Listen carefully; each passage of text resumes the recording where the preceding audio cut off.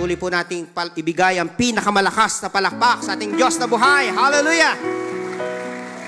Napakahalaga po ang araw pong ito sapagkat tayo po yung magtatapos sa ating pong team, Arise and Build a God-exalting church. And we're so blessed sapagkat ang ating pong church, madalas na sinasabi po ng ating Bishop Brother Eddie, na walang ibang itinataas, hindi relihiyon, hindi personalidad, kundi walang iba, kundi ang ating Panginoong Jesus. Kaya sa ating buhay, kailangan siya po ang lagi pong naitataas. Tignan po natin ito pong ilang mga pictures na nais ko pong makita po ng bawat isa.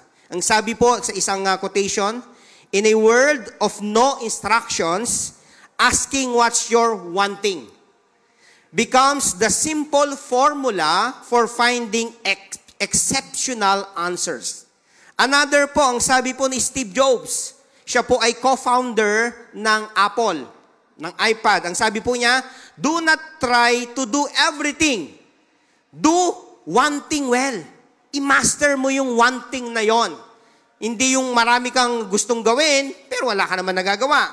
Another po, ang sabi po ni Socrates, I am the wisest man alive, for I know one thing, and that is that I know nothing.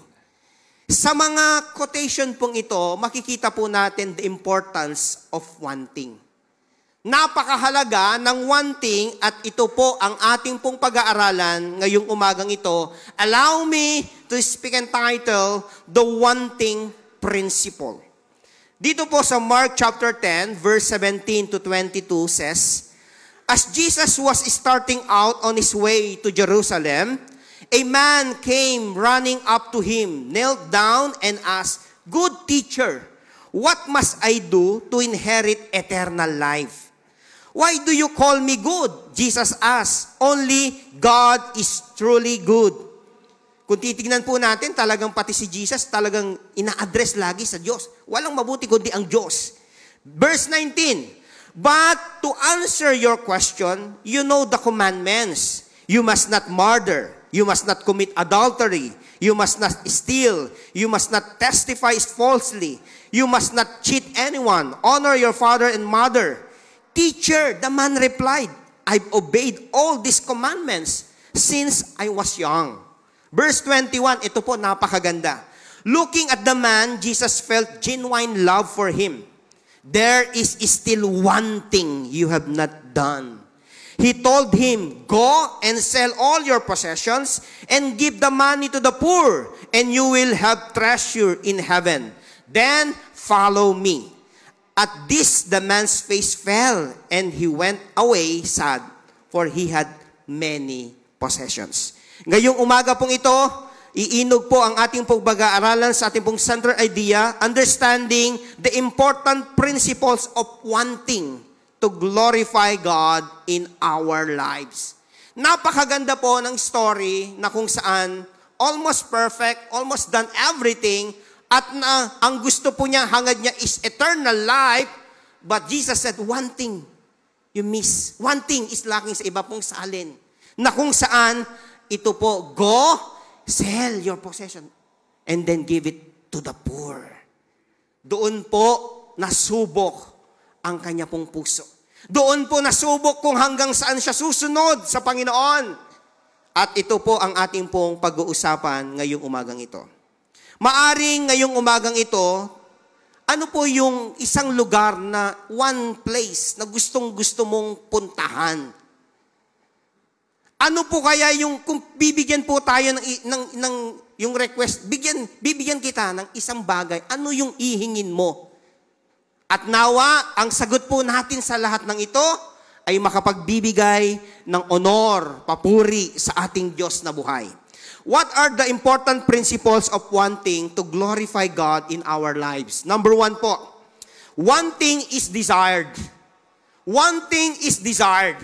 Napakahalaga ng ito pong desired pong ito at sa ating mga stories, makikita po natin the 3 Bible stories.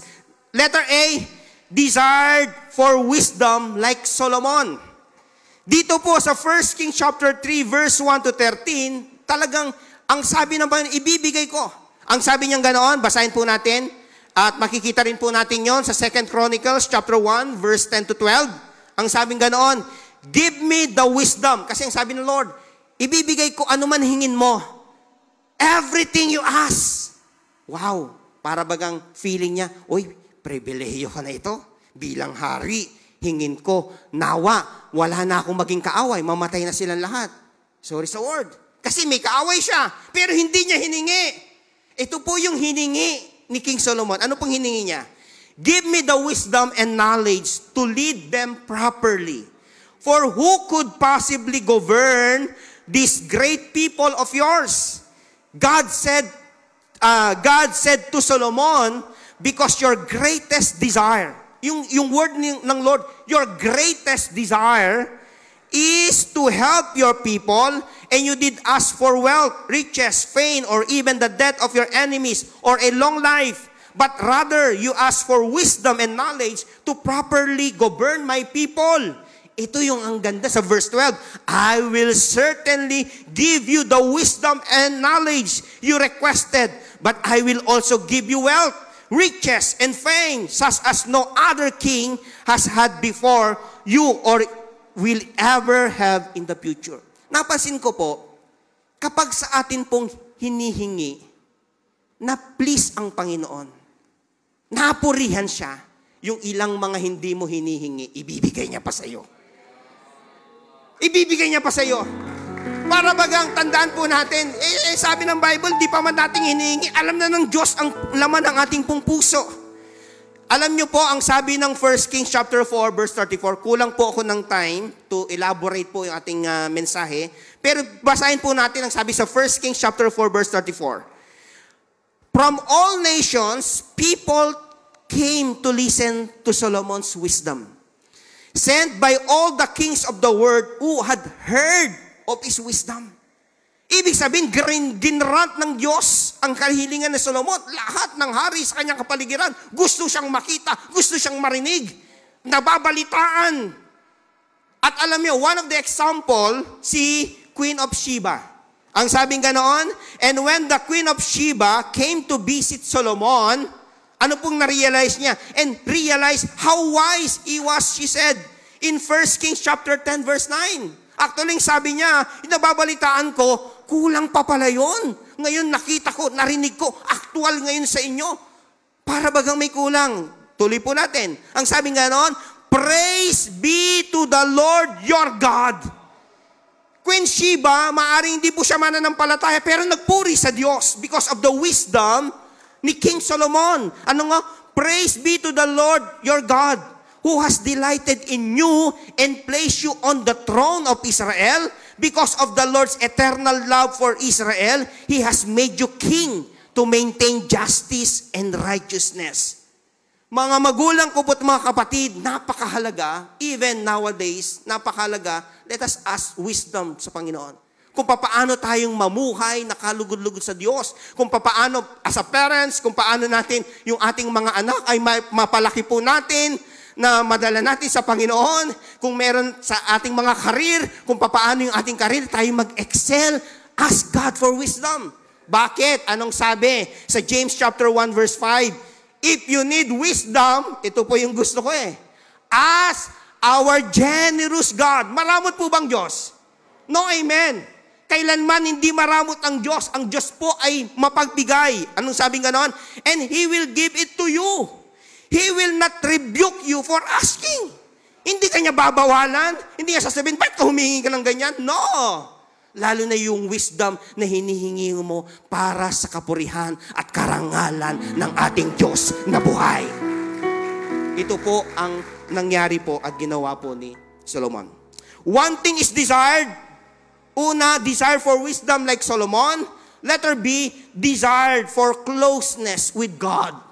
With God like David. Kaya no wonder David called a man after God's own heart.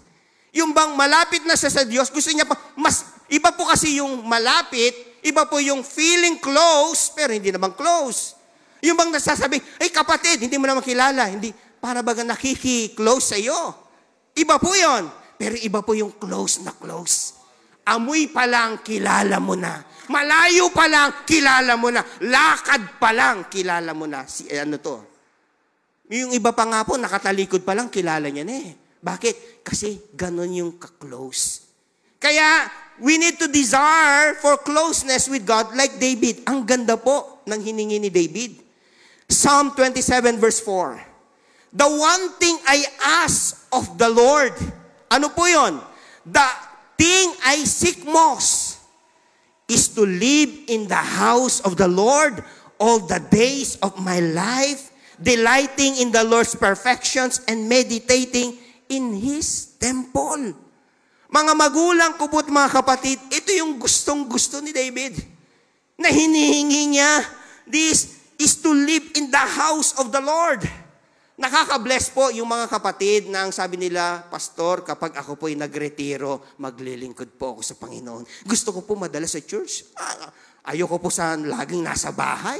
Di ba? Napakasarap. Ano po itong sinasabi ni David? Kunin niyo po ito. Above all else, the one thing David desired was to dwell in the house of the Lord, the place of worship. To David, it was a joyful experience to be able to worship God.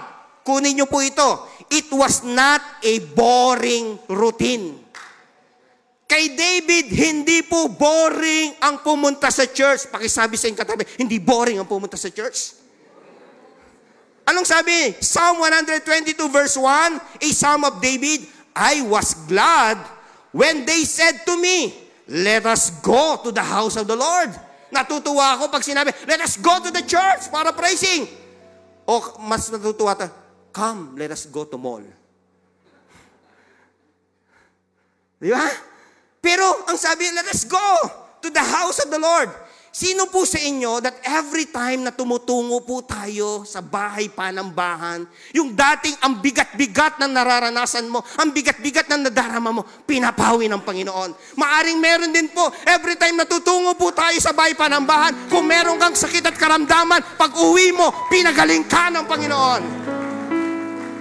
Madalas po, lahat po, majority po sa atin, bago tayo pumasok po sa lugar na ito, bagsak ang ating buhay. Yung iba nga po, sorry sa word, can I say this with love, baon sa pagkakautang. Pero nung tayo po ay patuloy na tumungo sa lugar na ito, kinadagpo tayo ng Panginoon. Yung pagkakautang, bura. At ngayon po, pinagpapala po tayo ng Panginoon. Marami po sa atin ang gumaling. Marami po sa atin ang binago ang ating buhay. Dahil ang Diyos ay tunay na nagbabago ng buhay. Praise God!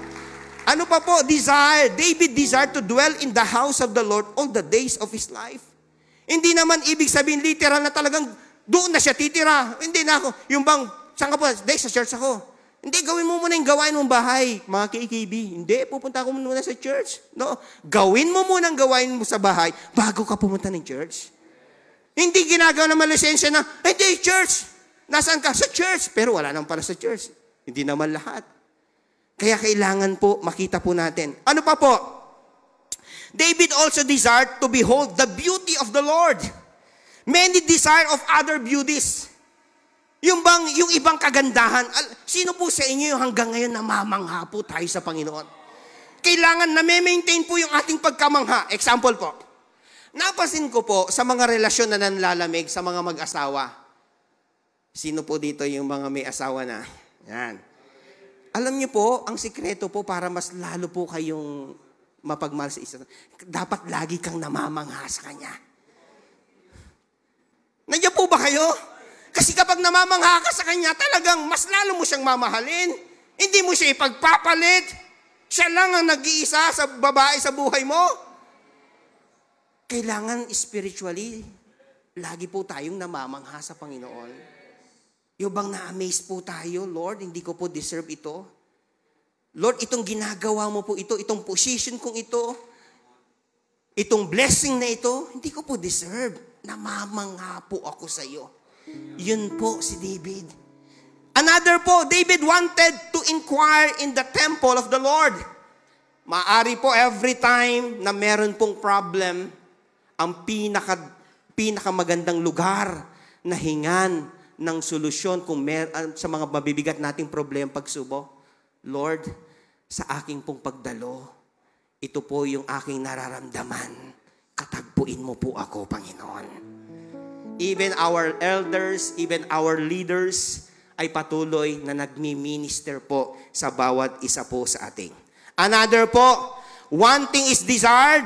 Letter C, desired to persevere in your calling like Paul.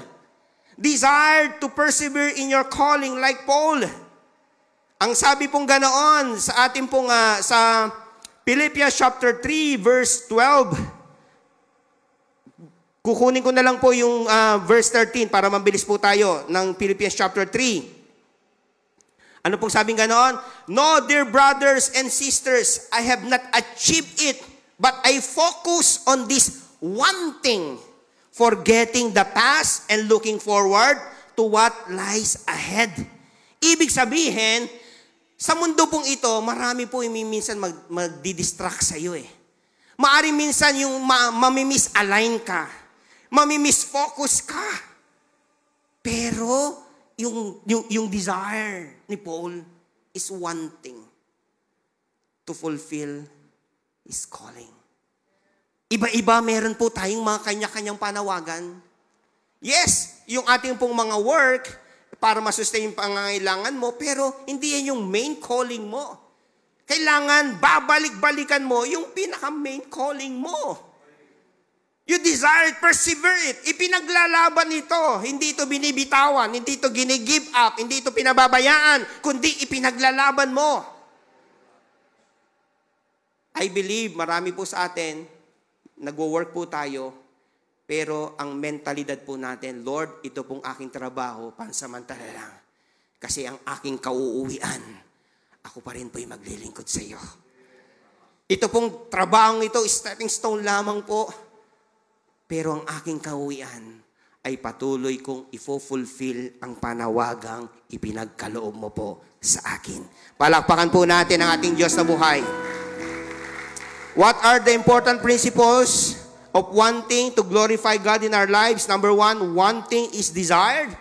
Number 2, wanting is lacking. Wanting is lacking. Dito po, letter A sa ating pong text, rich man was lacking the willingness to surrender all. Ito pong rich man na ito, talaga ang kulang niya is hindi niya naisuko lahat. Meron siyang itinira. Kasi pwede kang sumunod sa Panginoon pasaw-saw lang. Madalas natin naririnig kay Pastor Alex. Pwede ka sumunod sa Panginoon ng hapyaw lang, kapag available ka lang, kapag wala kang pressure, pwede ka sumunod sa Panginoon. Ba't hindi mo sinusuko ang lahat-lahat? Anong sabi ng Mark chapter 10 verse 21? Looking at the man, Jesus felt genuine love for him. There is still one thing you have not done. He told him, go and sell your possessions and give the money to the poor and you will have treasure in heaven. Then, come, follow me. Ipinagmalaki niya kay Jesus. Kasi sabi ng Lord ang bibigat po di ba? Do not covet, do not steal, do not murder, honor your father and mother. Kaya sabi niya, since I'm young, ginawa ko na yan. Pero nasubok po siya. Lumabas ang kanyang laman ng puso nang sinabi po ng Panginoon sa kanya, still, isa na lang, kulang sa iyo. Yung iba maaring, wow, believe na believe sila. Nagagawa mo yun?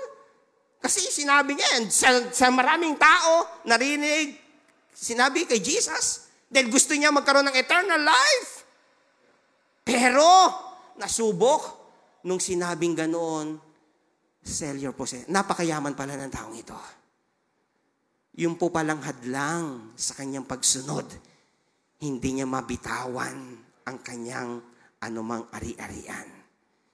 Actually, sinubok lang siya ng Panginoon kung hanggang saan ang kanyang gagawin. Kasi sabi niya, gusto ko magkaroon ng buhay na walang hanggan.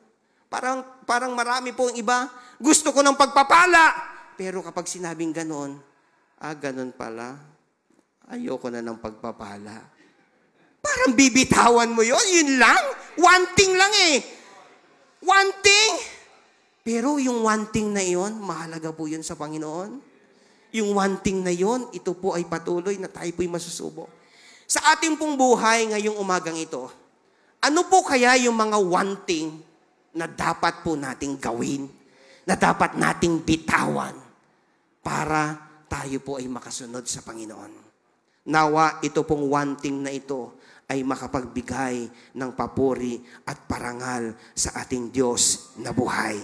Palakpakan po natin ang ating Diyos na buhay.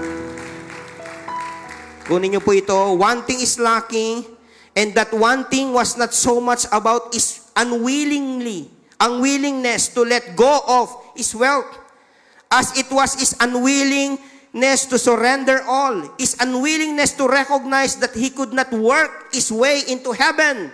Jesus was showing him that was not capable of doing all that was required. He needed to let everything go and focus on one thing, following Jesus.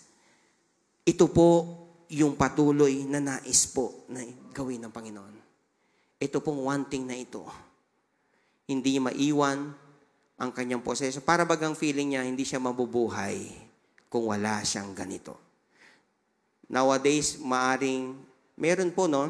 Napakahirap. Napansin ko, sa maraming kabataan po ngayon, kapag ilang minuto lang o ilang oras lang na hindi makapag-Facebook, hirap na hirap. Hirap na hirap. Ayaw, nahihirapan siyang gawin. Pero dapat kailangan. Kailangan nyo na hindi lang tayo nakapokus, kundi patuloy na nakapokus din po tayo sa nais ng Panginoon. Kasi marami po, nadidistract po sila sa pag-aaral dahil focus na lang sa social media. Hindi po masama na magkaroon ng social media, pero dapat kontrolin mo ang paggamit mo ng social media. Amen po ba doon? Another po, Martha, lacking her focus on Jesus. One thing is lacking. Example po, another example, Martha, Luke chapter 10, verse 38 to 40. Ang sabi ganon, as Jesus and the disciples continued on their way to Jerusalem, they came to a certain village where a woman named Martha welcomed him into her home. Her sister Mary sat at the Lord's feet listening to what he taught. But Martha was distracted by the big dinner she was preparing. She came to Jesus and said, Lord, does not it seem unfair to you that my sister just sits here while I do all the work? Tell her to come and help me. Martha was trying to be a good host. Hindi po masama na maging good host. Madalas nasabi ko nga po kanina sa first service, tayo po kasi kapag merong bisita, agad-agad ang isipan natin, kailangan kumain siya. Pero nakikipagbisita siya, hindi para lang, kasi mas inaasikaso mo, lalo na kung sandali lang siya. Kapatid, huwag ka nang mag-abala. Sandali lang ako, nandito ako. Hindi para sa pagkain, nandito ako para ikaw ay kumustahin. Mag-usap lang tayo. Ikaw ang pinunta ko dito. Para praising. Si Martha, ang isip niya maaari, hindi po masama na mag-serve. Pero, ang sabing ganoon, ito yung reply ni Jesus Verse 41 to 42. Luke chapter 10. But the Lord said to her, my dear Martha, you are worried and upset over all these details. There is only one thing worth being concerned about. Mary has discovered it, and it will not be taken away from her. Na-discover na po ba kaya natin yung one thing na pinakananais ng Diyos? Kasi siya po yung piniplease natin Ibig sabihin, kung ano yung gusto niya, yun ang gagawin mo. Kasi siya yung piniplease mo. Parang ganito. Tinatanong mo siya, honey pie, cupcake, ano man tawag mo sa kanya, darling. Sabi po, tawag po namin yung ordinary po, papa, mama. Tinatanong mo siya, anong gusto mong regalo? Sinabi niya sa'yo. Tapos ano sinabi? Ang mahal naman ng sinasabi mo. Bura. Tinanong mo pa siya. Di sana hindi mo na tinanong. Anong point ko po dito? No po. Ang point ko po dito, dahil siya po yung binibigyan mo, siyempre kung ano yung makakatuwa sa kanya, kung ano yung gusto niya, yun ang ibibigay mo.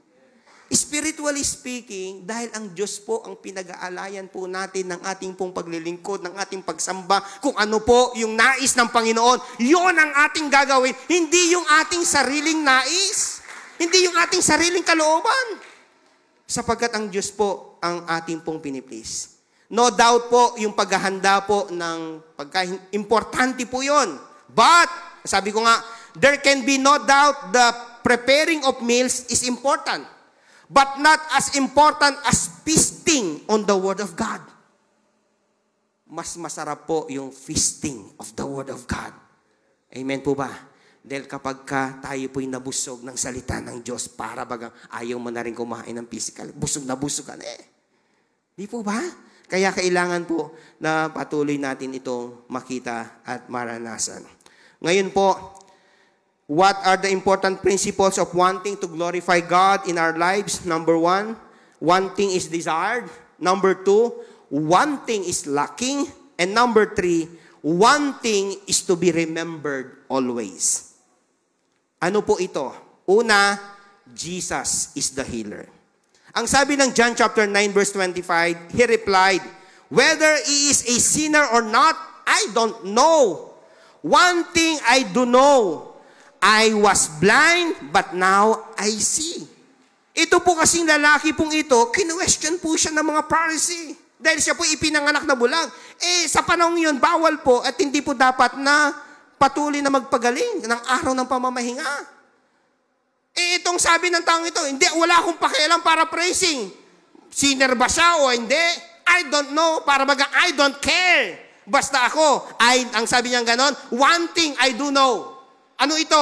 I was blind, but now I see. Isa lang alam ko. Hindi na persuade itong taong ito na, kasi ito mauusay, maaaring itong taong ito hindi na nakatapos ng pag-aaral, maaari. Yung kanyang mga kaharap, degree holder. Para bagang sinasabing ganito. Hindi yan. Bine-brainwash siya. Pero hindi po siya nagpa-brainwash. Ang sabi niya, ang one thing I do know, I was blind, but now I see. Isa lang ang alam ko. Dati akong bulag, ngayon nakakakita na ako. Mga magulang ko po, mga kapatid, manatili po tayo sa simplicity ng Word of God. Ano po ito? Dati po tayong makasalanan. Ngayon, pinatawad tayo ng Panginoon. Amen po ba? Dati tayong nasa sumpa ng sakit at karamdaman, sumpa ng kahirapan. Ngayon, pinalaya tayo ng Panginoon. Alam niyo po, kadalasan sa marami po yung mga nalilihis ng katuruan. Kasi nagkakaroon po sila ng mga add-ons. Hindi po masama na marami tayo ng knowledge. Hindi masama na marami tayong alam. Yung iba nga po, master ng Biblia, pero hindi nakikita sa kanilang buhay. Pero walang change life. Walang pagbabago. One time po, nagtanong po yung aking pong intercessor, kasama ko po siya, yung aking pong anak na laging kasama. Kasi po, ngayon nakikita niya yung kanyang po mga classmate. Ang sabi niya gano'n, Papa, sabi niya gano'n. Nagulat po ako sa kanya, alam mo, totoo tayong Christian. Totoo tayong church. Bakit, anak? Kasi meron akong kaklase, Christian daw siya. No po, Christian daw siya. Anong ginagawa niya? Papa, parang hindi naman siya Christian eh. Nangongopya.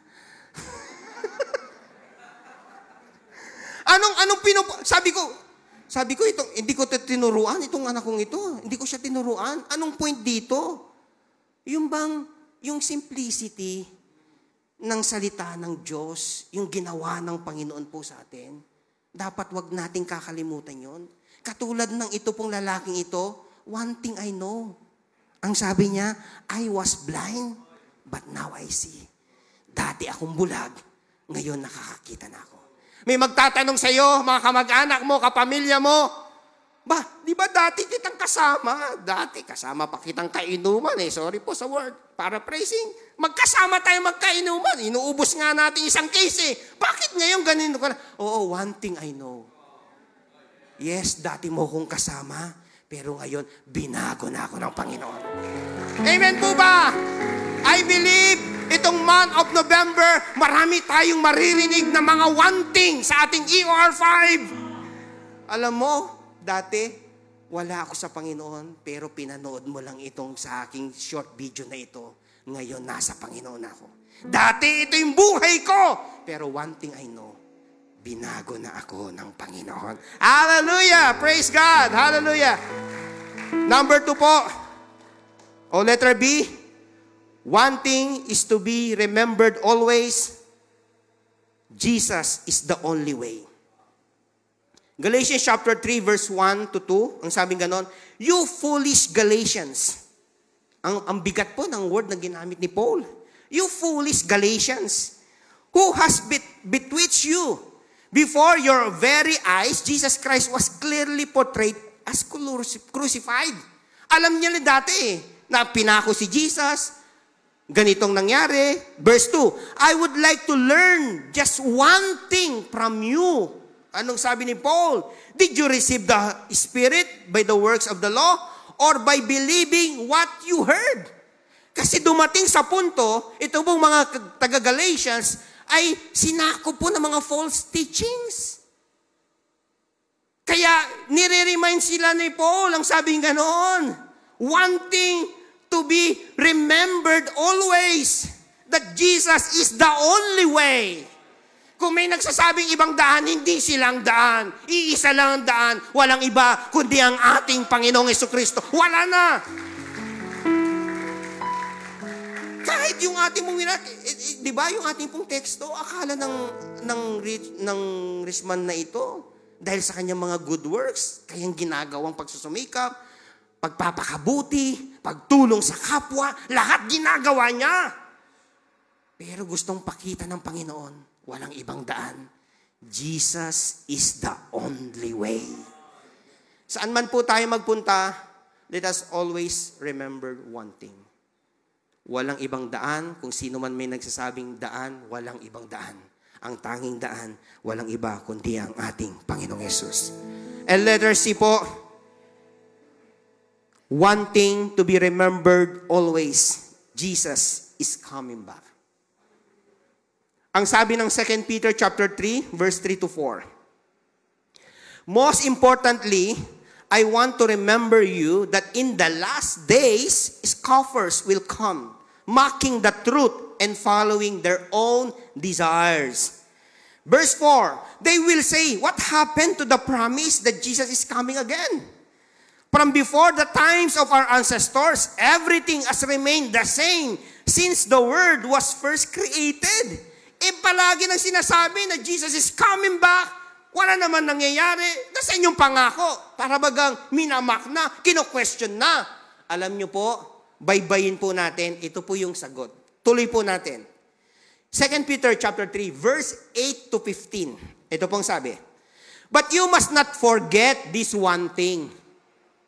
Dear friends, a day is like 1,000 days to the Lord, and 1,000 years is like a day.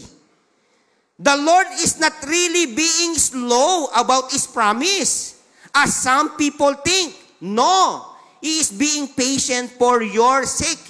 He does not want anyone to be destroyed, but wants everyone to repent. Verse 10, but the day of the Lord will come as unexpectedly as a thief.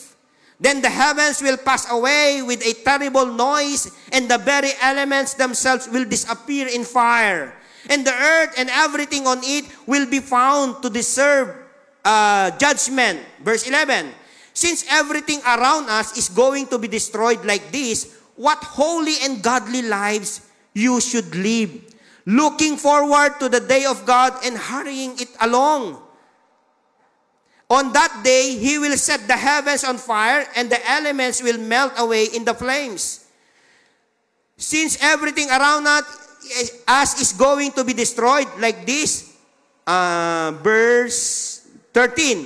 But we are looking forward to the new heavens and new earth He has promised, a word filled with God's righteousness. Verse 14, and so, dear friends, while you are waiting for these things to happen, make every effort to be found living peaceful lives that are pure and blameless in His sight.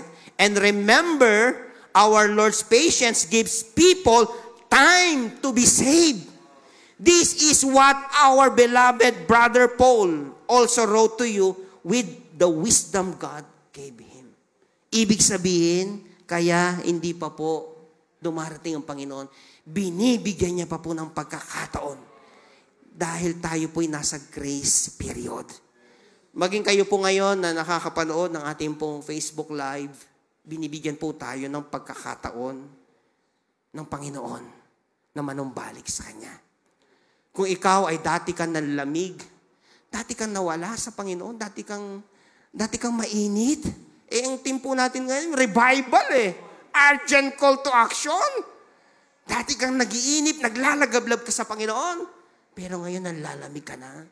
Binibigyan tayo ng pagkakataon, ng chance.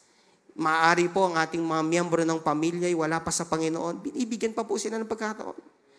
Ibig sabihin, nandito na po tayo sa isang timetable ng Panginoon na grace period.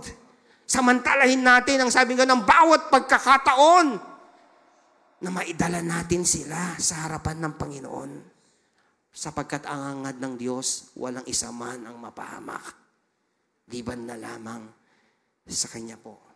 Walang sino man ang pwedeng mag-question sa Panginoon.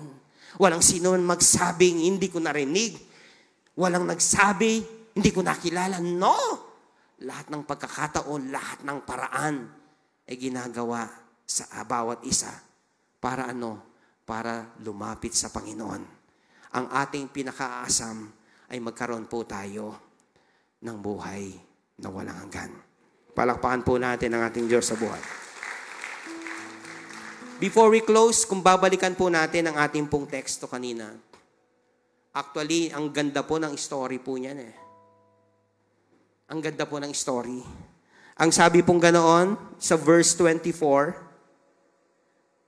the disciples, pwede po na nating makita sa, the disciples were shocked at these words. But Jesus went on to say, my children, how hard it is to enter the kingdom of God. It is much harder for a rich person to enter the kingdom of God than for a camel to go through the eye of a needle. Hindi ibig sabihin na ang kaligtasan ay para sa mahirap lang, no. Hindi ibig sabihin na mayaman ka, hindi ka na maliligtas, no. Binigyan lang ng example ang Panginoon. Bakit? Kasi po maraming mga Bible characters, sila po'y rich. Kasi kalooban ng Panginoon na tayo po'y pagpalain, Abraham is rich. Marami pa po na sila po'y mayaman. Ano pong ibig sabihin po dito? Ibig sabihin po dito, ito pong eye of the needle, nung panahon pong yon, kapag ka Sabat po, sinasarado po yon, at ang tanging pintuan po ay halos maliit lang ang pintuan. Ang tawag po doon, eye of the needle. Kaya nga po, yung kamelyo, para makapasok po doon sa eye of the needle, sa maliit na pintuang yon, kailangan pa siyang lumuhod. At dahan-dahan po siyang pumasok po doon. Kaya sinabi ng Panginoon, mahirap makapasok sa kaharian ng langit. Katulad ng kamelyo, para bagang butas ng karayom na napakahirap na makapasok sa kaharian ng langit. Eye of the needle. Pero kung tutuloy po natin, ang sabi pong ganoon, it is much harder for a rich person to enter the kingdom of God than for a camel to go through the eye of a needle. At this, the disciples were completely amazed na mga sila and us, one another, who then can be saved? Kung ganun pala, Panginoon, sinong maliligtas? Papaano na kami na sumunod sa inyo? Ano pong sabi? Ituloy po natin. Verse 27, ang ganda. And Jesus looked straight at them and answered, this is impossible for human beings, but not for God. Everything is possible for God. Ibig sabihin sa ating own effort, sa ating lakas, sa ating ginagawa, imposible talaga na magkaroon tayo ng kaligtasan sapagkat ang kaligtasan ay matatagpuan lamang walang iba kundi sa ating Panginoong Yesus, hindi yung ating mga effort. Dahil kapag binago po ng Panginoon ang ating buhay, reflection na lang yung mga mabubuting bagay sa atin. Kasi hindi natin kaya. Katulad ng mayaman na lumapit sa Panginoon na gusto niya magkaroon ng buhay na walang hanggan. Akala niya yung kanyang kayamanan, siya ang makapagbibigay sa kanya ng buhay na walang hanggan. Akala niya yung pagsunod sa kautusan, siya ang makapagbibigay sa kanya ng buhay na walang hanggan. Nagkakamali po siya. Ang tanging makapagbibigay ng buhay na walang hanggan, walang iba kundi ang ating Panginoong Hesus. May mga bagay po ba sa mundo na minsan hindi natin mabitawan? Na nagiging hadlang? Yung malapit na eh. Sabi nga noon, malapit ka na eh. Malapit ka na. May mga hadlang po ba na dapat po nating bitawan at ipagkatiwala po natin sa Panginoon? Ito po yung gusto ko eh. Hindi natin magagawa, pero ang sabi niya doon, in God, all things are possible. Magagawa ng Diyos. Kaya marami po sa atin ang namamangha. Maraming may kakakilala sa atin namamangha. Talaga, hindi ko lubos na maiisip pa paano ka nagbago. Batchmate tayo eh, nung nag-aaral tayo eh. Sorry sa word, salbahe ka eh. Hindi ako makapaniwala na nagbago ka. Yun nga eh. Sa tao, hindi magagawa, but in God, all things are possible. Walang imposible sa Panginoon. As a recap po, what are the important principles of wanting to glorify God in our lives? Number one thing is desired. Let us desire for wisdom like King Solomon. Let us desire for closeness like David. Let us desire perseverance in your calling like Paul. Number 2, one thing is lacking. Rich man lack the willingness to surrender all. Number 2, Martha lacked for her focus on Jesus. Ano po ba yung missing link sa bawat isa po sa atin na nagiging hadlang? Alam na alam po natin, hindi makakadaloy ang agos ng tubig kapag meron pong nakabara. One time ako po ay nagtataka bakit mahina po ang tulo. Akala ko po naputulan po kami ng nawasa. Yun po pala, yung gripo sa katagalan po pala.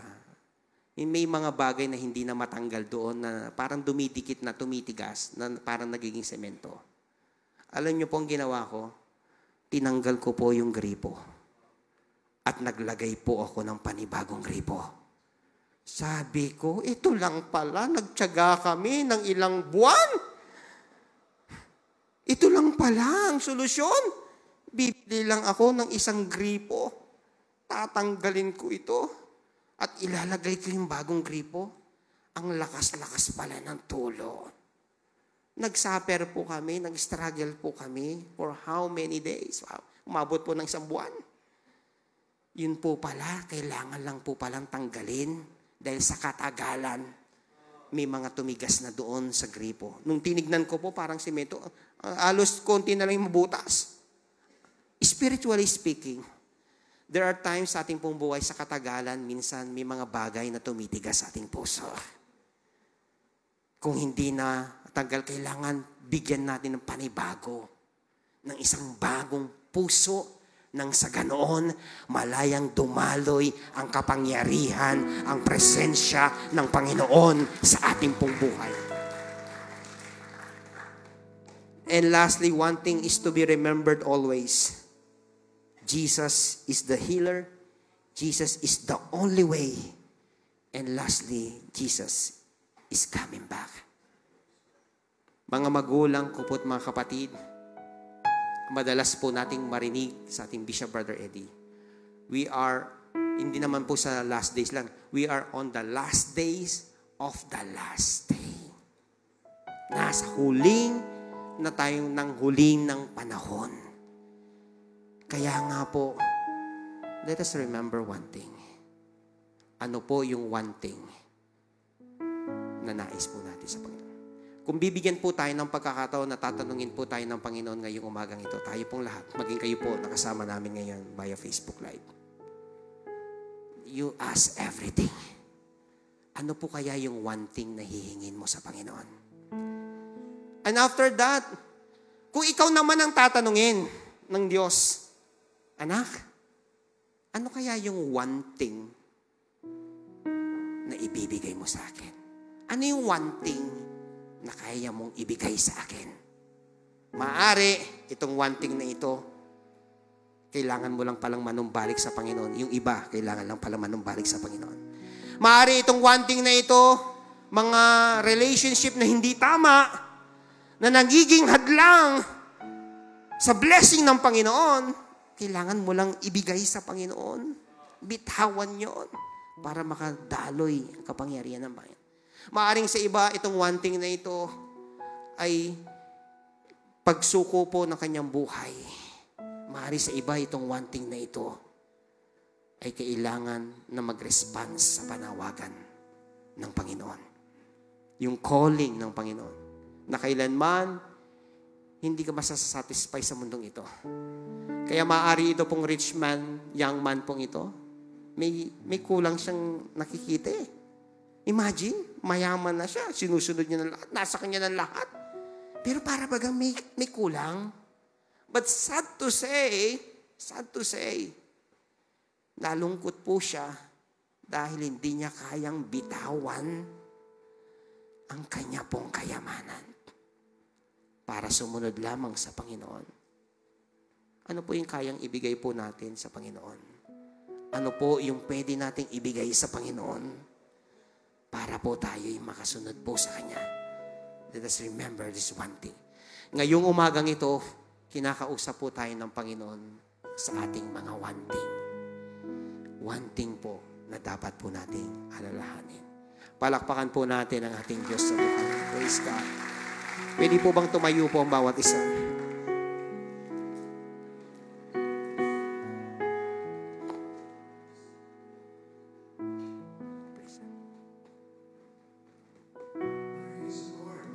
Natin ng Panginoon. Thank you, Pastor Ali.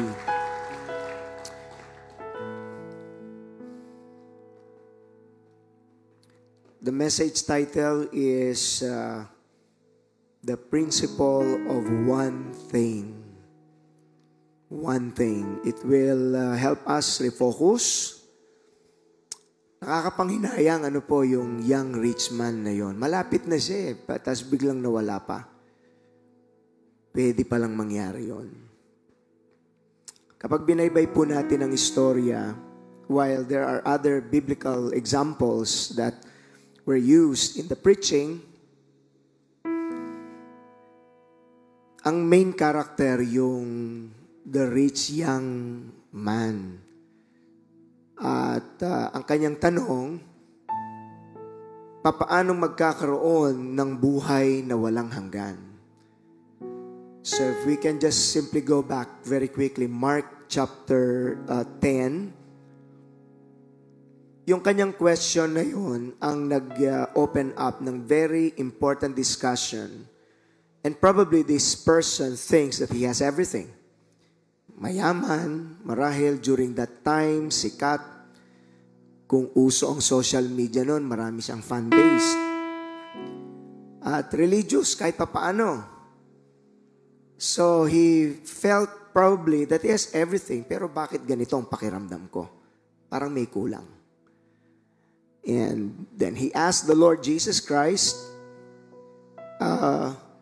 ano ang gagawin ng isang tao para magkaroon siya ng buhay na walang hanggan?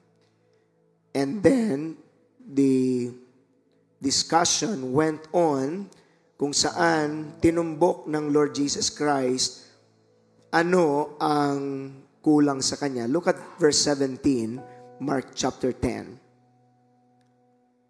As Jesus was starting out on his way to Jerusalem, a man came running up to him, knelt down and asked, "Good teacher, what must I do to inherit eternal life?" Next verse. "Why do you call me good?" Jesus asked. "Only God is truly good." Look at the development of the discussion, verse 19. Kasi dito po nire-reveal ng Diyos ang kanyang puso. May mga bagay na minsan itinatago tayo sa puso natin, but wala tayong may tatago sa Panginoon eh. But to answer your question, so pwedeng balikan verse 18. Verse 18. So tinatawag mo kung mabuti, but only God is good. Alright, nagtatanong siya, ano ang gagawin ko para magkaroon ako ng buhay na walang hanggan? And then verse 19, to answer your question, you know the commandments. You must not murder, huwag kang papatay, huwag kang gagawa ng immoralidad. Don't just yield to any sexual desires. You're not just a sexual being, you're a moral being first and foremost. You must not testify falsely. Huwag kang magsisinungaling. Huwag kang magnanakaw. Do not cheat. Huwag kang mandadaya. Honor your father and mother and so forth and so on. Look at his response. 20. Teacher, the man replied, I obeyed all these commandments since I was young. So this guy feels that he's okay. Religyoso naman ako. Kahit pa paano, I'm good. Mayaman nga ako. Guwapo marahil, things that people would attach their sense of value of. Pero feeling niya may kulang. Feeling niya may kulang. Hindi niya ma-express. Tinumbok ng Panginoon. Verse 22. Verse 21. Looking at the man, Jesus felt genuine love for him. Mabait naman eh. And there is one thing you haven't done. There's this one thing you haven't done. He told him, go and sell all your possessions and give the money to the poor. And then you will have treasure in heaven. Then come, follow me. Maganda, di ba? Pero magugulat kayo sa reaksyon. Verse 22. At this, the man rejoiced. Ay, hindi yata ganun ang sinasabi. The man's face fell. And he went away sad, for he had many possessions. Now, there are those, sadly, ng interpretasyon, bawal maging mayaman. Hindi po ganoon ang sinasabi ng Biblia. Siya na totoong mayaman, naging mahirap, upang tayo na mahihirap ay managana. 2 Corinthians chapter 9. God wants to bless us.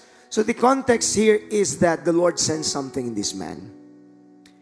Walang masama sa pera.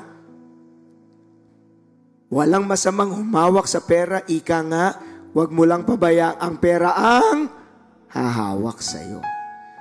So that is the issue here. Nasusunod ang lahat. Hindi pumapatay. Disenteng lalaki ito. Hindi nagsisinungaling. Pero nalalabag yung pinakaunang utos. Huwag kang magkakaroon ng ibang Diyos liban pa sa akin. So it appears, mas gusto niyang yakapin ang kanyang possessions sa halip na sumunod sa Panginoon. So it appears on the outside that this person is okay. If you see this guy, sasaludo ka. Maraming maglalike sa kanyang Facebook post. Okay siya. Posibleng may asawa, faithful husband. Pero merong weakness. Ang weakness niya, nakatali ang kaluluwa niya sa kanyang possession. You see, we can make a God out of anything in this life.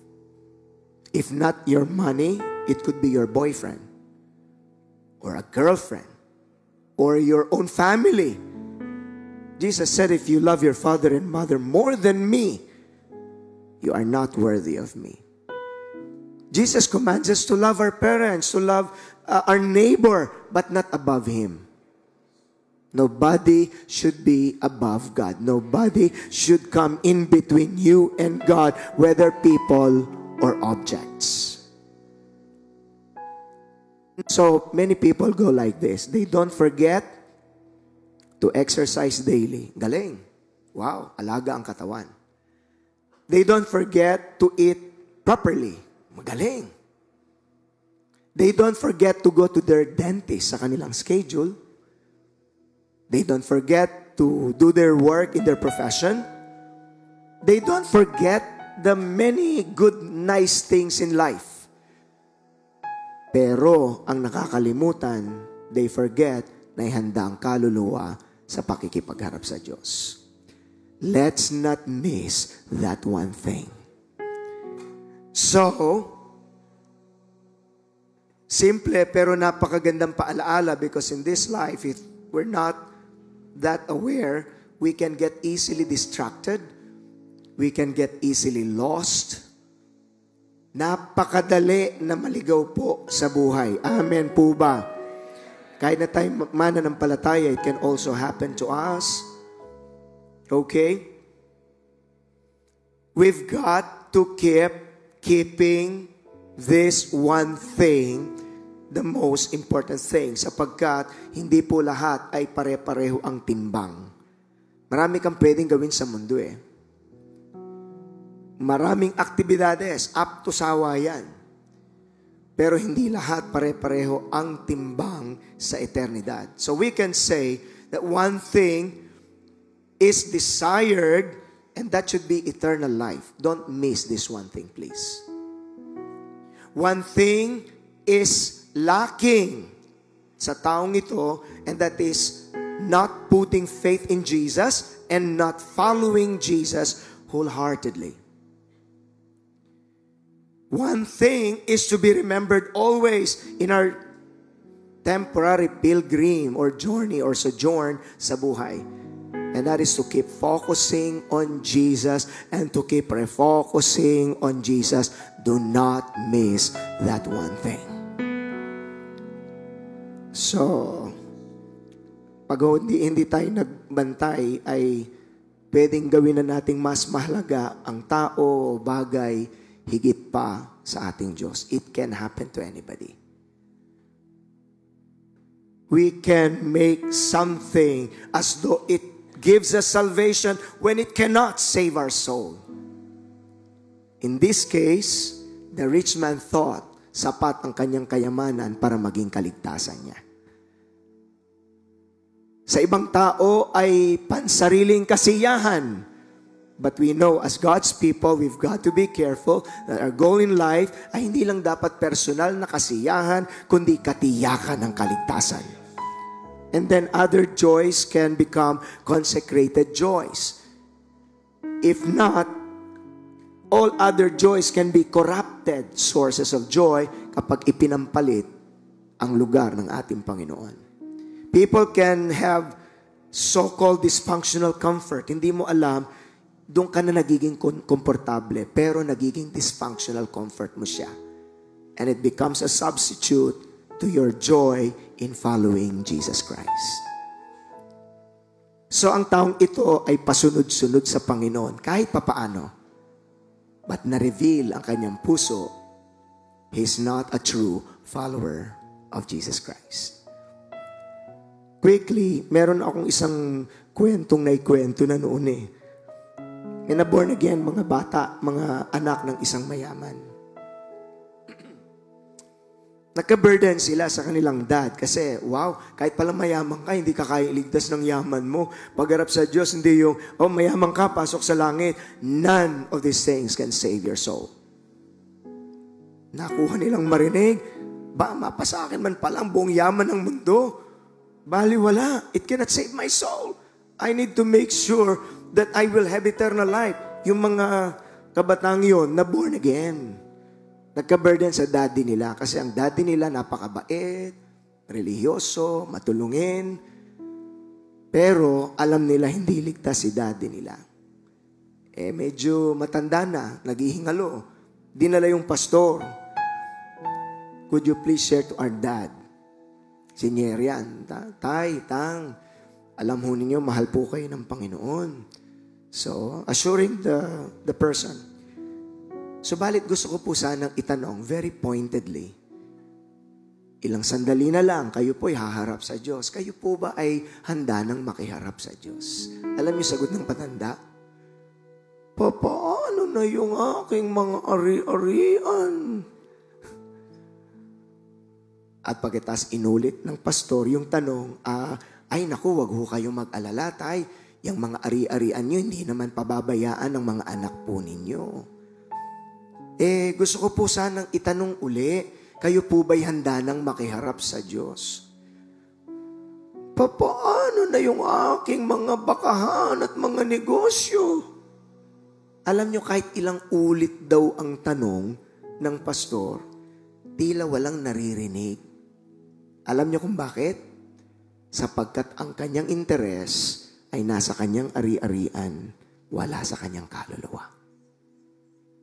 And that is precisely the condition of many people today. Ang interes, yung sasabihin ng tao sa kanilang kilay, yung sasabihin ng tao sa kanilang status, yung kanilang ari-arian, yung bagong gadget, andun ang interes. Ang interes, wala po sa kanilang kaluluwa. Let us not allow ourselves to miss this one thing. Purihin ang Panginoon. Ang Diyos naman ay hindi niya ipagkakait eh. But He has to pinpoint exactly, para ba ganyang sinabi dun sa lalaki, huwag ka nang magpaligay-ligoy. Etong kailangan mo. Kailangan mong matyak na ikaw ay ligtas. And then He said, nung lumayo ang lalaki, ayaw sumunod sa Panginoon because his problem is not in being rich, but in his unwillingness to put his faith in Jesus. Instead, he's putting his faith on his riches. That's the problem there. Mas mainam pa at mas madali sa isang kamelyo ang pumasok sa butas ng karayom, yung in-illustrate ni Pastor Ali kanina. It's actually a reminder, talagang dadaan ka sa butas ng karayom, hindi ka pwedeng magpaligoy-ligoy. Hindi ka pwedeng magdahi-dahilan. But then another interpretation of that verse is that there is a literal door ng tawag ay eye of the needle, that the only thing for the camel to go through that door ay kailangang nakaluhod. At dahan-dahan ang pagpasok. Hindi ka pwedeng makakapasok basta doon. Meaning to say, nagulat ang mga alagad. Sino ngayon ang pwedeng maligtas? O di wala na, dadaan sa butas ng karayom. And Jesus said, to man, this is impossible. By your human effort alone, you cannot make it to heaven. You cannot earn salvation to heaven. Hindi sapat ang iyong looks, hindi sapat ang iyong titulo at mga narating sa buhay. None of these things. But with God, nothing is impossible. When He sees your heart really seeking Him, humbling yourself to Him, handa mong bitawan ang mga bagay na hadlang sa iyong paglapit sa Diyos, then you can have eternal life through Jesus Christ. The other Bible character supports the principle of one thing, because not everything has equal value in this world. May mga bagay pong pinahahalagahan ng tao na sa liwanag ng eternidad walang kakwenta-kwenta. And when you begin to develop this, hindi ka na magiging mainggitin, hindi ka magiging maramot. You keep focusing on Jesus. Everything will just follow. Amen. Palakpakan natin ang Lord Jesus. Lift your hands to Him. Sing with me. Makamtan ko man lahat ng yaman sa mundo. Makamit ko man mithin ang puso ko. Kung ako ay nalamis sa'yo at malalayo ng gusto, ay bigo pa rin, mayroong pa rin ang puso ko. Sing the chorus now. Ikaw ang yamang hinahangahan, ang pangarap mo sasapat, Panginoon. Panginoon Jesus, ikaw ang yamang hinahangahan, ang pangarap mo sasapat, Panginoon. Panginoon Jesus, higit sa yaman ng mundo, higit sa luha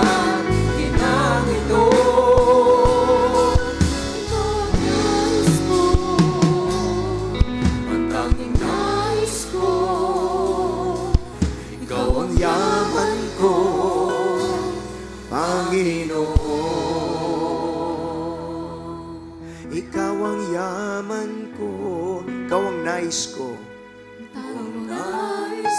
Ang tanging yaman ko.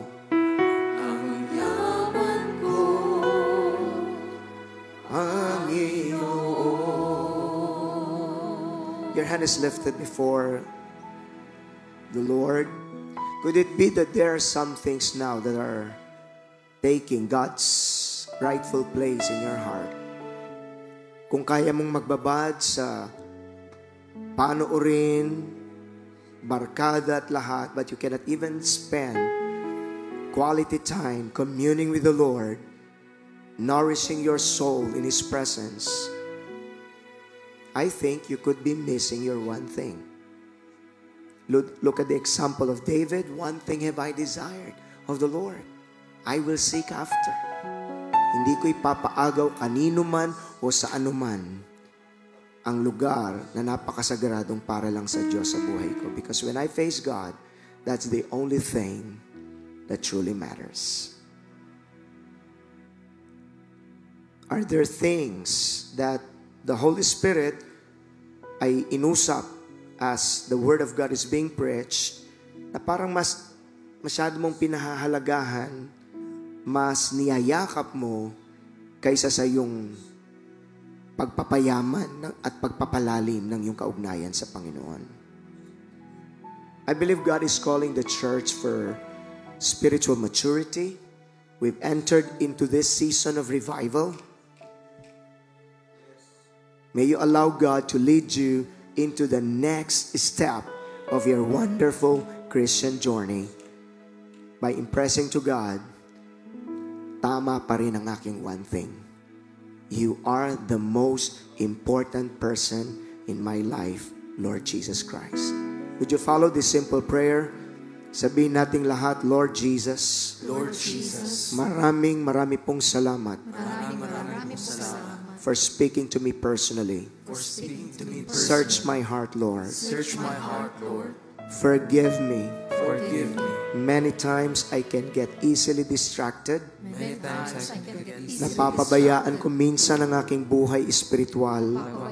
distracted. At hindi ko po namamalayan. Napapatangay minsan ako sa mga bagay ng kamunduhan. Nagpapakumbaba po ako, O Diyos. I admit, Lord, I really need you in my life. Tulungan mo nga po ako.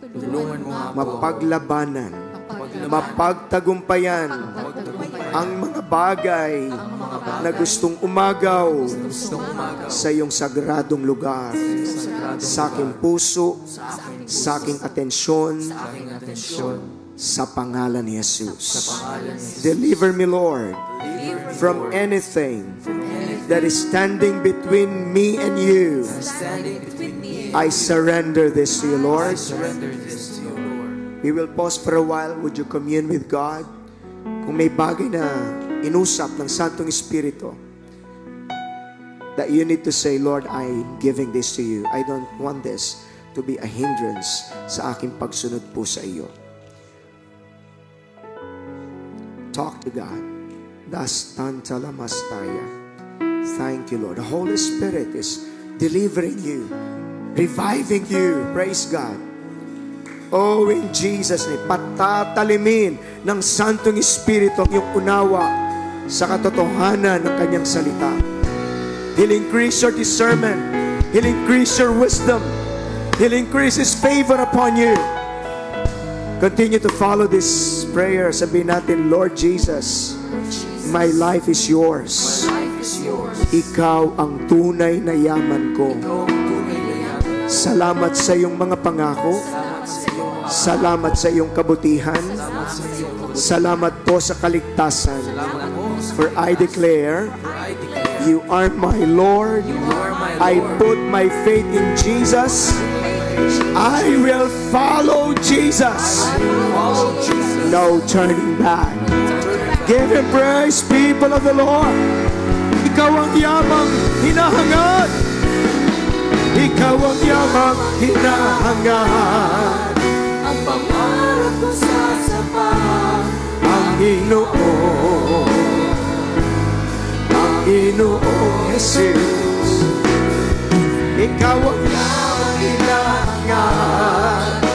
Pangarap ko sa sapat, Panginoon. Panginoon Jesus. Higit sa yaman, higit sa yaman ng mundo, higit sa luha ng mundo. Nais ko, ang tanging nais ko, ikaw ang yaman ko, ikaw ang yaman ko, Panginoon. Ikaw ang nais ko, tanging nais ko, tanging yaman ko, Panginoon.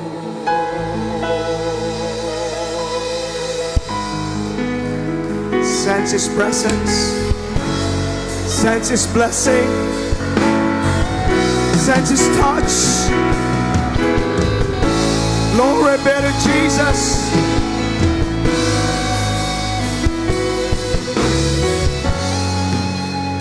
And believe me, His principle is still the same. Naging tama ang tuon ni Solomon. Pati mga bagay na hindi niya hiningi, ibinigay ng Diyos. They focus on their one thing. They focus upon God. At kahit hindi niya hiningi ang honor, ang kayamanan, at ang kanyang proteksyon sa kanyang mga kaaway, nalugod ang Diyos sa kanyang tuon. Pati mga hindi hiningi, ipinagkaloob ng Diyos. Let's believe that principle today. God knows all of your needs, but because you're focusing on your one thing, He will supply and He will give even those things na hindi mo sinasabi na hinihingi mo sa Diyos. By faith, receive the answer to your prayers. Receive God's mercy. Receive wisdom. Receive divine guidance. Receive God's divine promotion. Hallelujah! Oh, thank you, Lord. We give you praise. Receive your healing. One more time, ikaw ang yaman. Ikaw ang yaman, hinahangaan. Alam ng Diyos ang luha sa iyong puso. And He can heal the heart pains. Yes, Lord. Ikaw ang yaman. Oh, ang pangarap sa sapat, Panginoon. Panginoon Jesus. higit sa yaman ng mundo. Praise the Lord.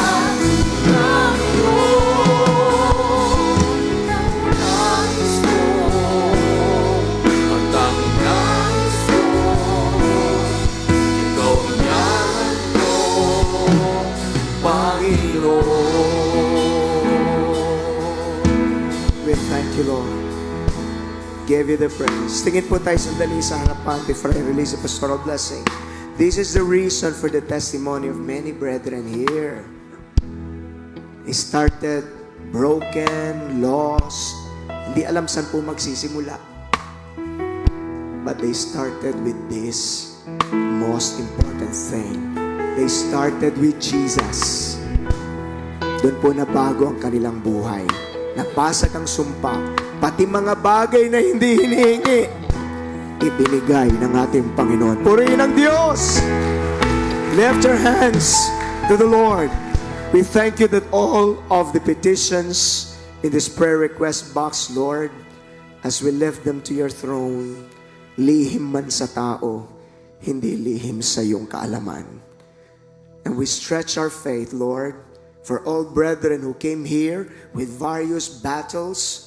Some are facing some frustrations, but Lord, you can heal them. Some needs a bouncing back of their faith, and you are giving it to them. And so today we just simply thank you. We honor you. Seal this message in our hearts, Lord, na mag-focus lang kami sa aming one thing. That is our love for you. That is following Jesus. Pati hindi namin hinihiling, kaya mong ipasunod po sa amin. Your hand is lifted. We thank you, Father God. The Lord bless you and keep you. Cause His face to shine upon you. May the Lord be gracious to you and give you His peace. The Lord bless you indeed and keep enlarging your territory. His mighty hand to be upon you and protect you from all evil.